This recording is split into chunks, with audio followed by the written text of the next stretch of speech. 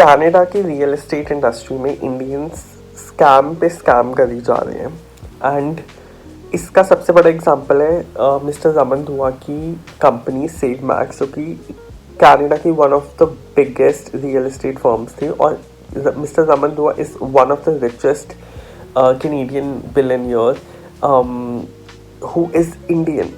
So everybody was very proud of him. उन्होंने अभी हाल ही में real estate council of Ontario ने उनकी ब्रोकरेज बंद कर दी, which is Save Max Real Estate. So in this video I'm going to talk about the scams that Indian community is doing with respect to the Canadian real estate market and how these unethical practices are kind of hampering innocent immigrants like you and me. So we will talk about iPro reality, we'll talk about Save Max reality, and we'll talk about the that has scammed me too. So इन तीन चीज़ों के बारे में बात करेंगे बहुत short में, and we'll talk about how this is kind of impacting how the world is viewing us, how Canada is viewing us as Indian community. सबसे पहले iPro reality was shut down because उसके trust funds में $10 million का घपला था. So basically जब आप real estate transactions करते हो, सारी डील्स का पैसा जो होता है वो आप ट्रस्ट फंड में जाता है, तो उसको ट्रस्ट फंड बोलते हैं. तो मैंने आपसे घर लिया फॉर एग्जांपल, एक रियल एस्टेट एजेंट ने घर सेल करने के लिए करा और सेलर को रिप्रेजेंट करते, और मैंने एज अ बायर का एजेंट आपसे घर आपके सेलर से अपने बायर के लिए घर खरीदा. तो मेरा जो बायर होगा वो पे करेगा सेलर को आपकी रियल एस्टेट ब्रोकरेज के, सेलर की रियल एस्टेट ब्रोकरेज के ट्रस्ट से पैसे बायर की ब्रोकरेज के ट्रस्ट अकाउंट में, वहाँ से पैसे सेलर की ब्रोकरेज के ट्रस्ट अकाउंट में जाएंगे और फिर सेलर के पास जाएंगे.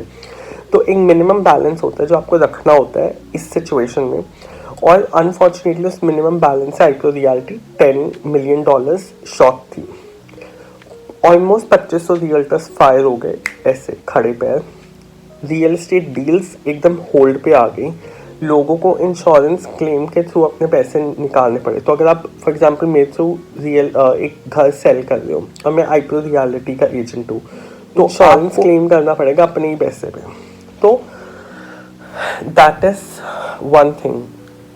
उसके बाद सेव मैक्स के साथ सेम चीज़ हुई विद $2.7 million का गैप. अब सेव मैक्स के रियल एस्टेट एजेंट्स के साथ भी सेम चीज़ हुई. उनके लाइसेंसेस फ्रीज हो गए, ब्रोकरेज अकाउंट में इंश्योरेंस क्लेम्स डालने पड़ रहे बायर्स और सेलर्स को. बट मिस्टर रमन धुआ के ऊपर चार्जेस लगे कि उन्होंने पर्सनल पेमेंट्स के लिए कराए, लोन पेमेंट्स के लिए कराए, क्रेडिट कार्ड बिल्स के लिए कराए और बहुत सारी और चीज़ों के लिए कराए.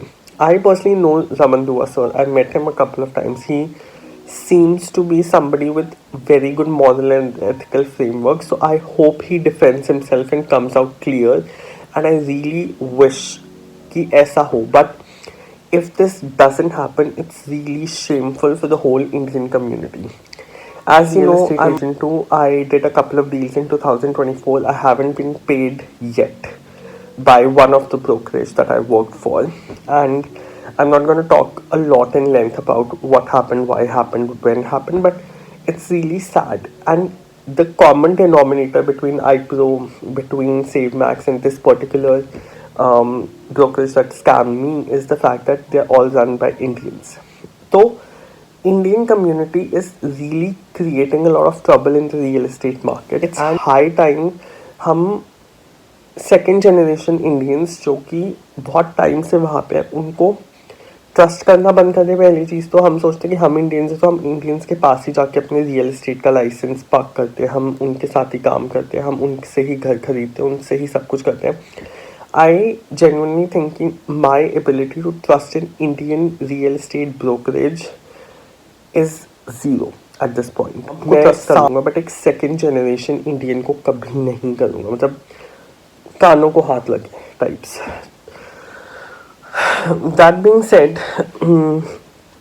there are a few more things that are happening जहाँ पे scams are seen in auto industry, real estate industry, insurance industry, mortgage industry, literally everywhere. And these second generation Indians, all Indians who have stayed in Canada for more than 20-30 years and उनको लगता है कि उनकी बाप की ज़मीन है, they are exploiting innocent immigrants from India. They are exploiting the country. They are exploiting the system and everything in between. So this is affecting people की एबिलिटी टू ट्रस्ट इंडियंस. अब सोचिए, मैं एज एन इंडियन किसी Indian brokerage के पास बिल्कुल भी नहीं जाऊँगा.